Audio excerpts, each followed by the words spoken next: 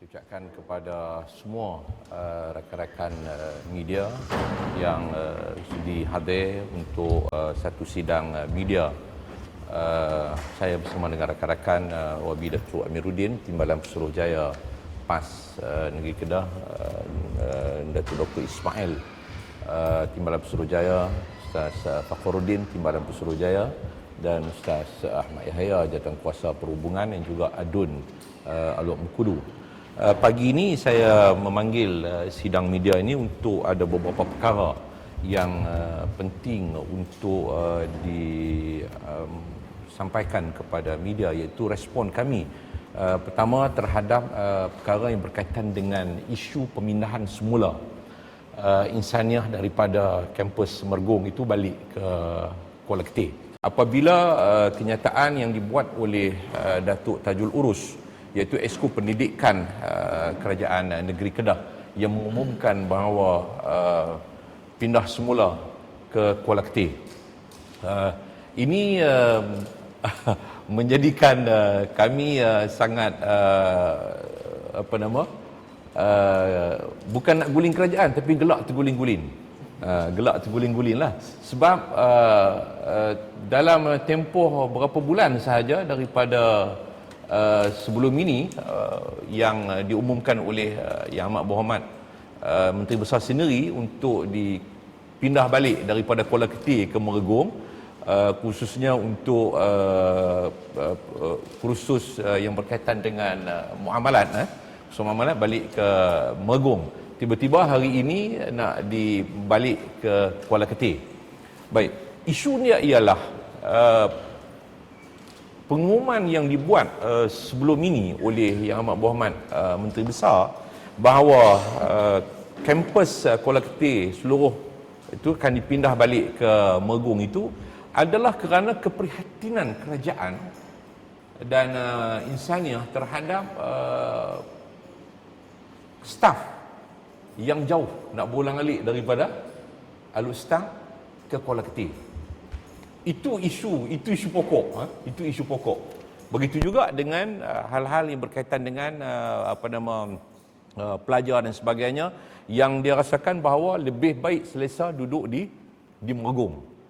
Jadi bagi saya bahawa adakah dengan nak pindah balik ini tidak menyusahkan staf, sama ada akademik ataupun yang bukan akademiknya, yang akan berulang-alik ke Kuala Keteh. Saya bersetuju pindah balik ke Kuala Keteh. Itulah dia saranan kami sejak daripada dahulu lagi, dan itulah keputusan yang telah dibuat oleh kerajaan Negeri Kedah di bawah Pakatan Rakyat sebelum ini untuk memastikan supaya pembinaan yang telah pun siap dibangunkan itu dapat dimanfaatkan sepenuhnya ke arah untuk menjadikan dia sebagai sebuah universiti penuh, mendapat pengiktirafan sebagai sebuah universiti penuh.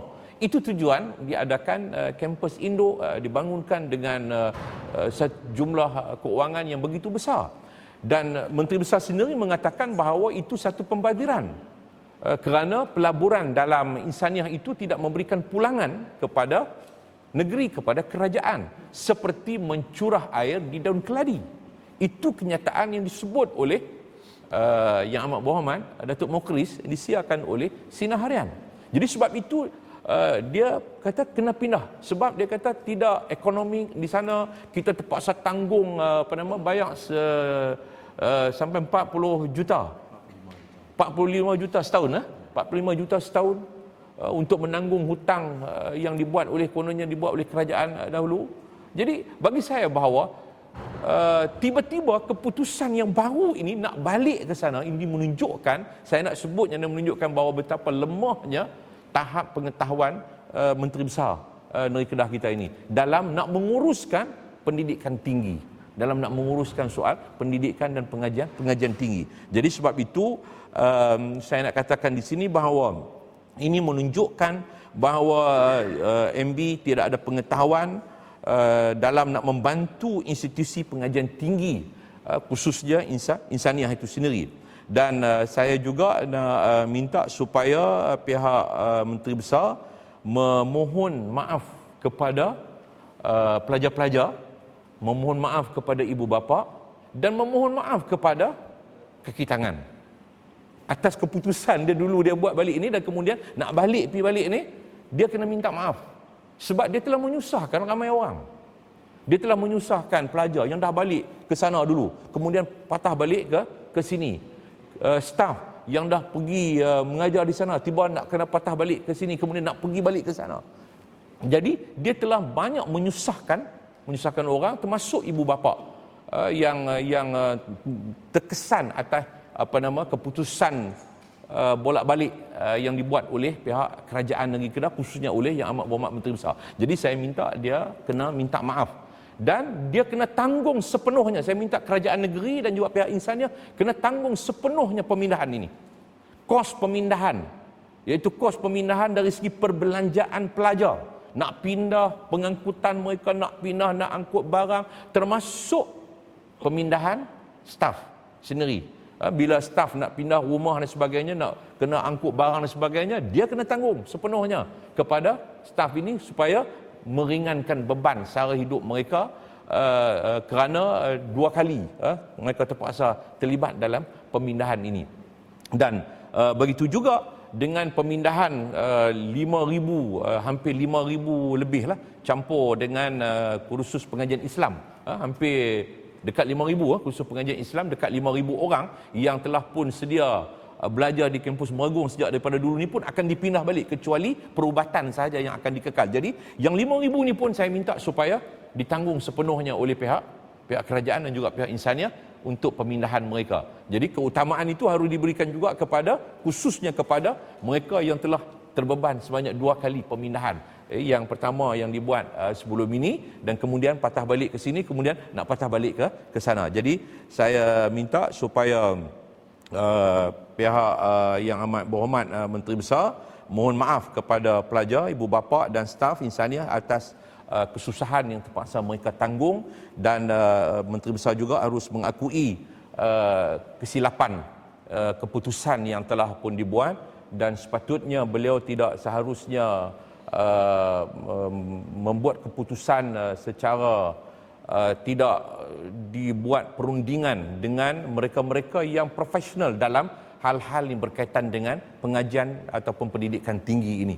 Jadi biarlah keputusan-keputusan yang bakal dibuat nanti di dalam pengurusan seterusnya di insaniah ini akan memberikan manfaat kepada masyarakat secara keseluruhannya. Jadi saya minta supaya apa yang saya sebut ini akan dapat disempurnakan oleh Yang Amat Berhormat Menteri Besar. Tak ada rugi kalau minta maaf kepada rakyat, tidak rugi sekupang pun, malah ini akan memberikan satu keringanan kepada rakyat sendiri apabila seorang Menteri Besar boleh bersedia untuk tampil ke hadapan meminta maaf. Tapi yang pentingnya ialah dia perlu meminta maaf bahawa dia telah melakukan satu kesilapan. Satu kesilapan yang tak sewajarnya dibuat oleh seorang Menteri Besar dengan sebegitu rupa.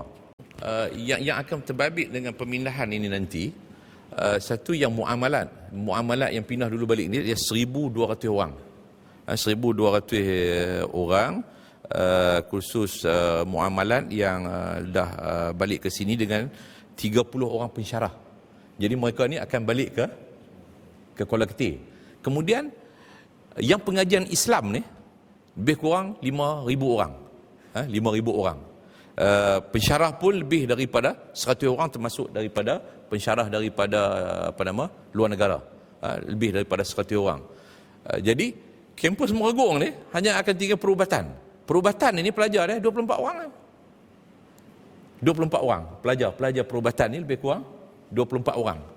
Jadi bagi saya bahawa sepatutnya keseluruhan itu pindah ke sana. Kalau hanya dengan pelajar 24 orang itu, lebih baik semuanya pindah ke Kuala Ketir. Itu akan lebih memberikan penjimatan daripada kita mewujudkan lagi 2 kampus masih beroperasi di sini.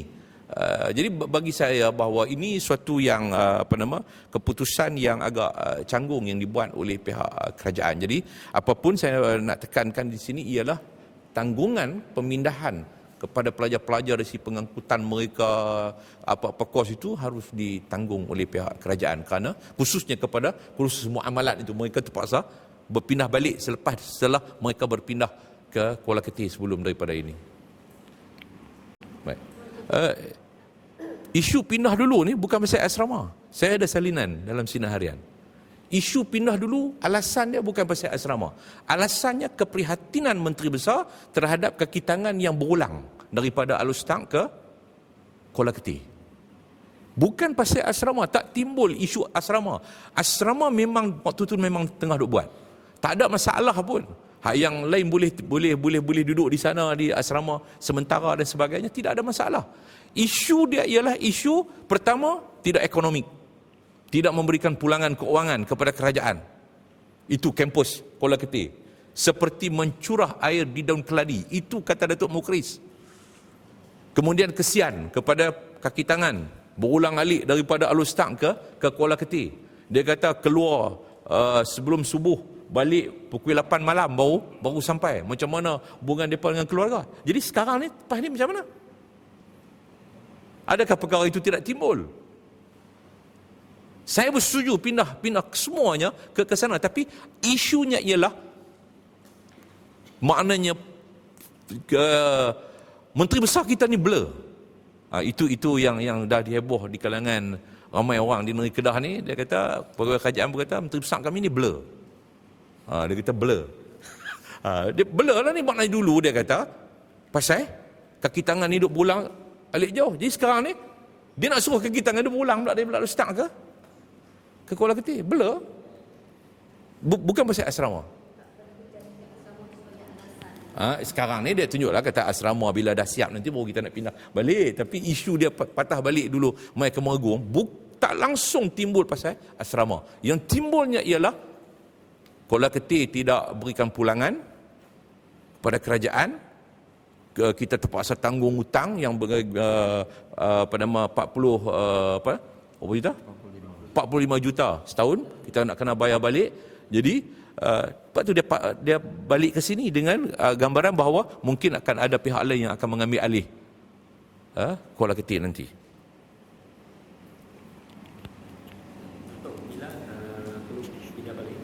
Dia kata mungkin pada Mac kalau tak silap saya. Kalau tak silap saya dijangka Mac 2014. Tapi bagi saya bahawa itu saya katakan tidak ekonomik. Bila hanya untuk 24 orang kita nak letakkan di satu kampus induk asal yang besar hanya untuk 24 orang. Itu saya katakan bahawa bayangkan 24 orang kos elektriknya berapa? Kos itu, kos ini dan sebagainya, maintenance bangunan yang akhirnya kita tidak akan guna sepenuhnya kampus di Meregung. Jadi lebih baik untuk perubatan juga dia balik ke sana. Sementara nak tunggu proses pembesaran fakulti perubatan tu nanti, dia perlu mengambil masa. Bila mengambil masa, bila dah besar tak cukup di Kuala Ketih, barulah dia fikir satu tempat yang lain untuk terus dia membangun membesar.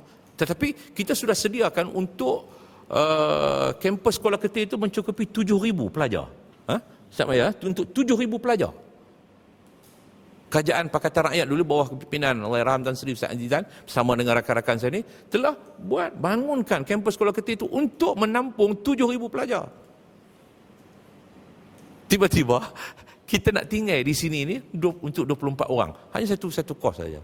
Jadi ini saya katakan bahawa tidak ekonomi ini yang akan merugikan.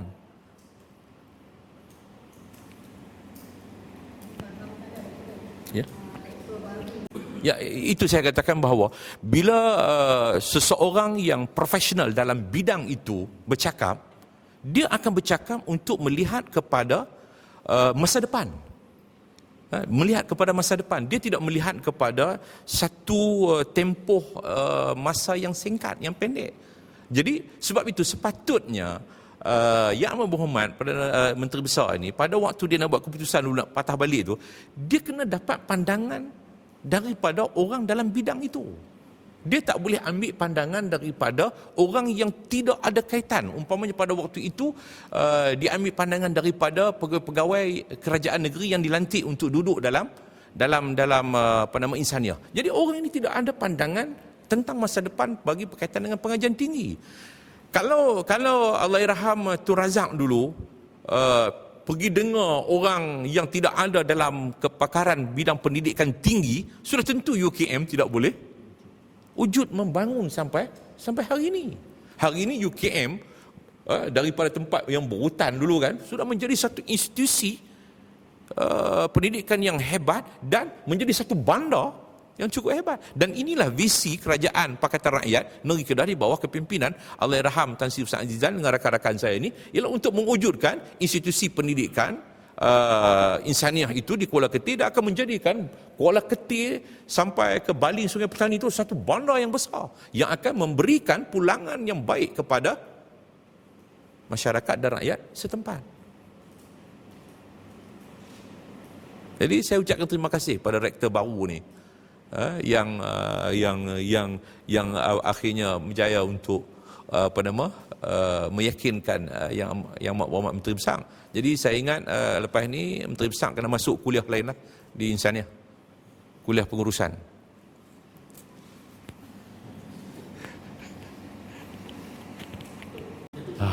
Ya, memang saya setuju lah macam tuduhan, maknanya bila orang profesional masuk macam rektor baru ni, dia melihat bahawa usaha yang dilakukan oleh kerajaan Pakatan Rakyat dulu ni adalah satu usaha yang baik, usaha yang sangat murni ke arah untuk menjadikan dia sebagai universiti sepenuhnya pada satu masa yang akan datang. Sepatutnya kita telah pun mendapat taraf universiti sepenuhnya, kerana orang lain yang terkemudian daripada insaniah ni, saya tak ingat apa nama college yang terkemudian daripada insaniah ni sudah pun mendapat taraf universiti sepenuh. Tetapi oleh kerana dia di bawah Kerajaan Barisan Nasional dulu lambat buat keputusan dulu ni sebelum Pakatan Rakyat, jadi sebab itu kita lambat untuk bergerak ke arah untuk mendapat pengiktirafan universiti sepenuhnya. Tapi bila kita ambil alih, kita melihat daripada kursus hanya 7 kursus sampai berapa puluh kursus kita berjaya. Ini semua ke arah untuk nak menjadikan dia sebagai sebuah universiti sepenuhnya. Jadi bagi saya bahawa ni keteh putih apa semua yang diwawal tu semua hanya jadi keteh kelabu asap.